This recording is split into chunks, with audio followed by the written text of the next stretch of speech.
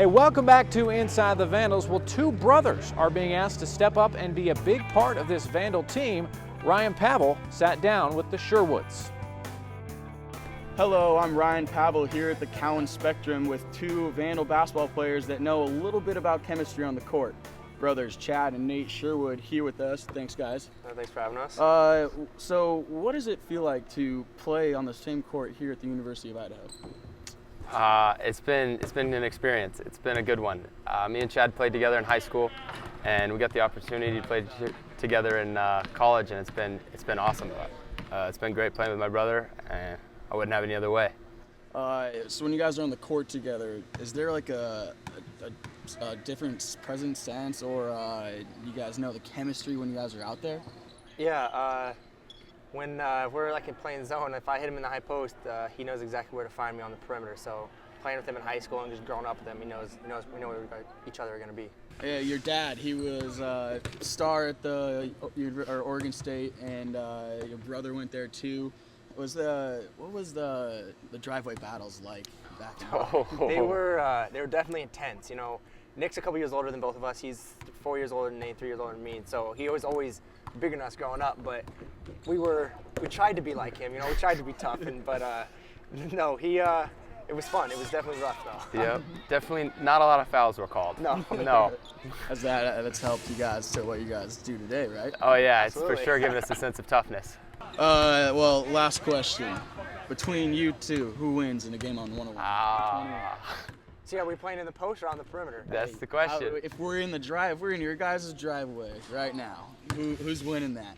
That's close. That's close. Personally, I'm going to say me, but I'm sure he's going to say him. I'm going to say me. Probably gonna drag him out to the three-point line. Yeah, I'm going to try to bring him out. You know. It'll be competitive. Yeah. Thank you, these guys, for being on Inside the Vandals with us. Back to you, Tom. Hey, welcome back to Inside the Vandals. Tom Purvis here with you, joined by Don Verlin, head men's basketball coach. Coach, nice piece there on the Sherwood brothers. What do you like about them? Well, first of all, they're great kids. They stand for the right things. They try to do everything you ask them to do. And both Chad and Nate have been really a pleasure to coach since we had them here at the University of Idaho.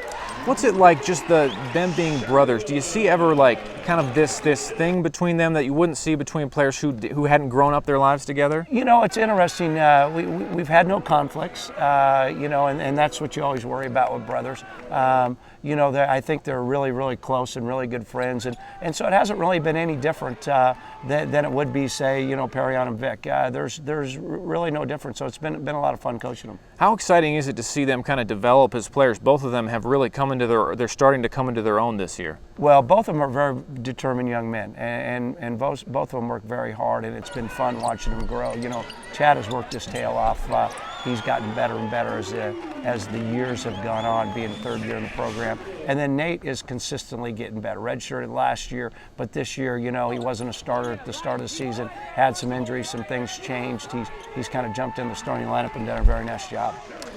Back on the road for you guys, still obviously going to be missing Vic and Perrion. With them gone, is the perspective do you kind of plan and think about when they do come back, or is it more you have to reinvent yourselves right now without them? The answer to those questions are yes, both. You have to plan for when they come back.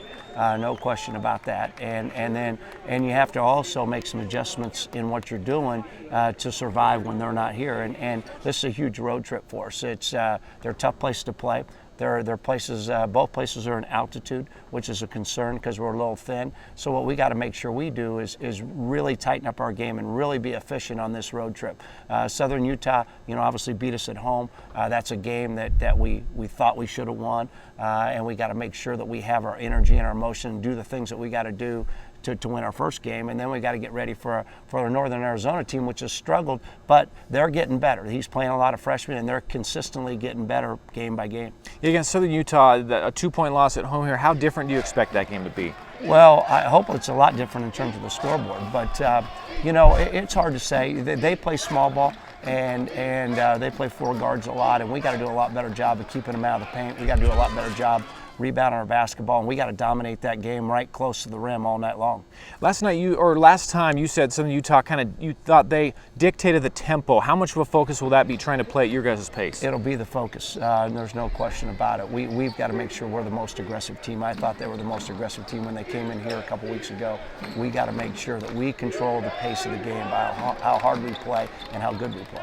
And then against Northern Arizona, again, you had them at home, a game that you guys basically dominated the 4/5 of the game. They made a comeback. But what did you like about that part that you guys will look to repeat? Well, we started off that game with a lot of energy. We played very, very good, very sound defense, and Vic played very well in that basketball game. So we're going to have to make up for his scoring. But what we got to do is really the same thing we did for the first 30 minutes of that basketball game is we got to lock them down. We got to do a good job on Yanko and Akko, and we got to make sure it's a low-scoring game, and we got to find a way this week to grind out 2 wins. Finally, Coach, you guys are in 4th right now in the Big Sky Conference, but there are 5 teams, I think, with 5 wins right now. You mentioned how big is this road trip in terms of just trying to stay up there in the Big Sky? It's huge because, as you look at the standings, these are against 2 teams that are down in the standings, but you're going to their place. And it's huge because these 2 wins, if we can get them, raise us up into the top 4 of the conference, and that's really big as far as conference seeding. But the thing we got to keep focused on is we got to keep getting better. We got to keep getting better. We got to keep grinding, and because we all know in the Big Sky Conference, it's 3 or 4 games in March. He's Vandals head coach Don Verlin right there. Coach, it's always a pleasure. Thanks for your time and good luck this coming week. Thank you. All right, we're going to take a break, but up next we talk with women's basketball as they picked up a couple of huge road wins in Big Sky play. Stick with us. We're back after this.